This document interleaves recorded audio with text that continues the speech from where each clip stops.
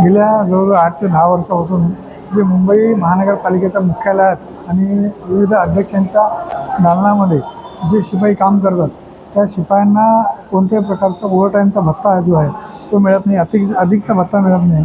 परिणामी काय होतं की त्यांच्याकडून सकाळी 9 ते रात्री 10-10, 12-12 वाजेपर्यंत काम करून घेतलं जाते. इव्हन आता अर्थसंकल्पीय अंदाज जे सुरू आहे, महानगरपालिकेचा अर्थसंकल्प सुरू आहे, त्या अर्थसंकल्पामध्ये जवळजवळ रात्री 12, 12:30, 1 वाजेपर्यंत जे सगळे नगरसेवक या ठिकाणी असतात आणि सभागृह चालतं.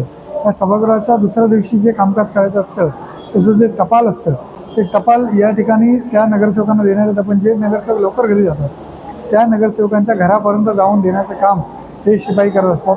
एवढंच नाही तर या शिपायांना प्रत्येक कामकाजासाठी या ठिकाणी रात्री बेरात्री थांबावं लागतं.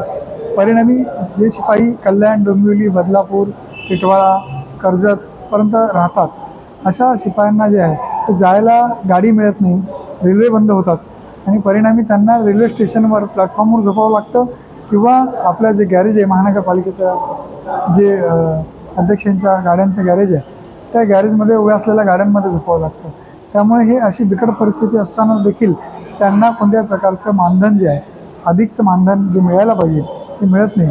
त्यामुळे या अर्थसंकल्पामध्ये मी महानगरपालिकेच्या आयुक्तांना, महापौरांच्याद्वारे मी विनंती केली आणि मागणी केली की हे जे शिपाई आहेत त्या शिपायांना, जमादार असतील, हवालदार असतील किंवा मुख्य जमादार असतील, यांनासुद्धा जे आहे ते जे ड्रायव्हर असतात, जे त्यांच्यासोबत हा टपाल पोचवण्यासाठी नगरसेवकांच्या घरापर्यंत जातात, त्यांना ज्याप्रमाणे 150 तास जे आहे ते ओव्हरटाईमचा भत्ता मिळतो, त्याचप्रमाणे जे या शिपायांनासुद्धा हा भत्ता मिळायला पाहिजे, अशी मी प्रमुख मागणी या ठिकाणी केलेली आहे.